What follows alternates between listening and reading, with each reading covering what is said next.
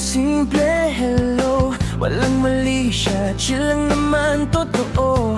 Akala ko busy ka lang saglit, pero hanggang gabi inbox ko tahimik.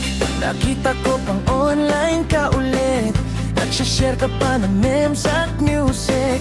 Habang ako nakabang sa reply, parang multo na lang sa iyong buhay. Ay, napaisip tuloy ako bigla, may nasabi ba akong mali talaga? O sadyang minsan may mga tao lang na kayang mangsinang walang dahilan litin. Kasi ako'y bumati pero di pinansin, bigla tuloy akong nahiya sa sarili. Simple hi lang naman ang dala, pero parang iniwasan na agad ako niya. Ngayon tatawa na lang ako mag-isa, kahit medyo tinamaan ang pride ko talaga. Lesson learned sa gabing tahimik, huwag masyadong attach sa isang greeter.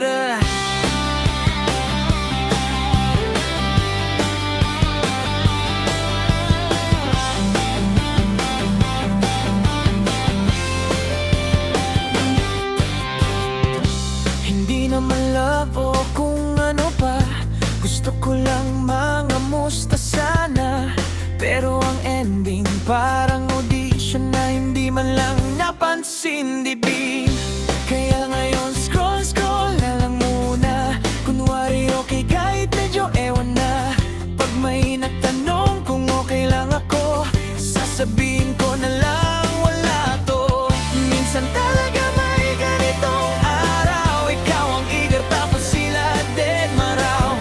Pero okay lang, move on na lang agad, hindi lahat ng chat may kasunod na sagot. Kasi ako'y bumati pero di pinansin, bigla tuloy akong nahiya sa sarili. Simple hi lang naman ang dala, pero parang iniwasan na agad ako niya. Ngayon tatawa na lang ako mag-isa, kahit medyo tinamaan ang pride ko talaga.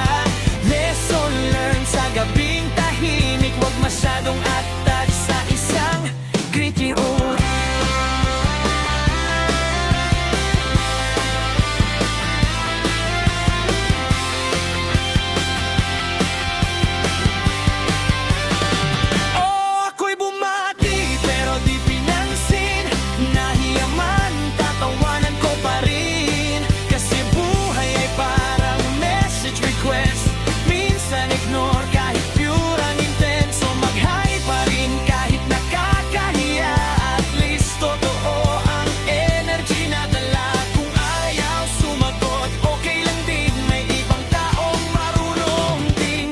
Pumansin.